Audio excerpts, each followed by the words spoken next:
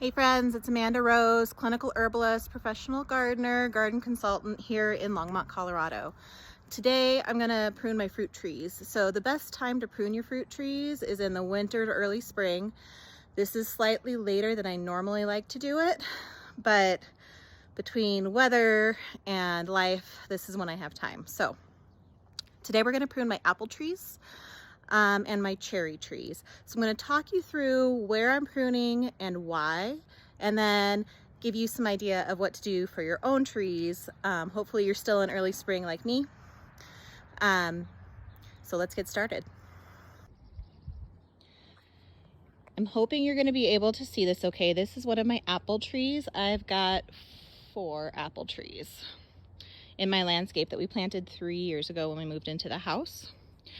And apple trees and fruit trees in general, you want to prune them so that you're getting maximum apple production without stressing the tree too much.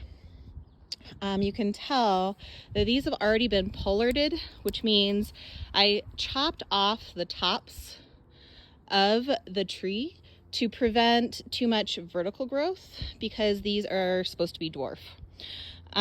This particular tree I got from Stark Bros, and it's a Northern Spy apple, and it's been doing really well.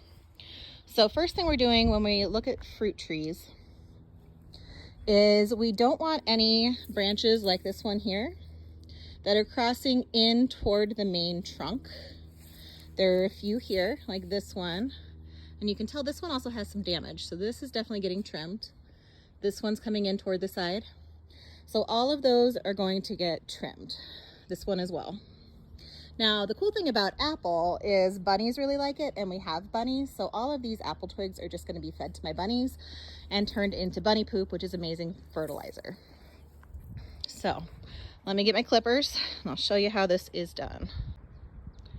These are my clippers. There are many like it, but these are mine. Notice how they're clean. Whenever you're working on trees, you want to make sure that what you're using is clean.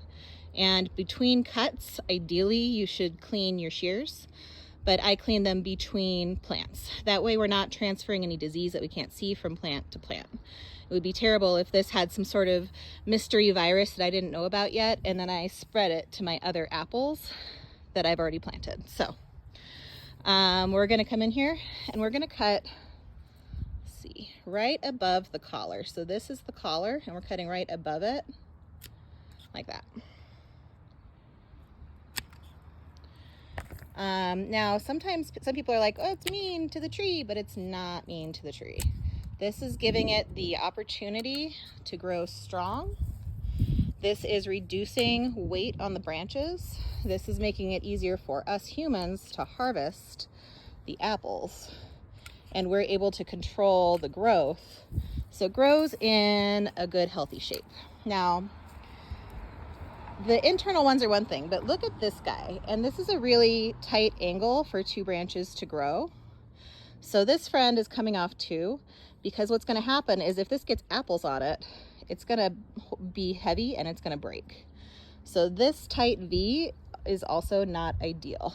What we want is a wider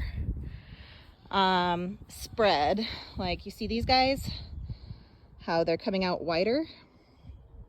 That's not going to stress this whole branch. It's going to stress these guys. Now, because this is still a young tree, I'm not going to let it flower this year. I'm going to keep letting it concentrate on its root growth for 1 more year. And on year 4, I'll see if they want to flower. But this is year 3. So we're still kind of trimming and pruning for optimal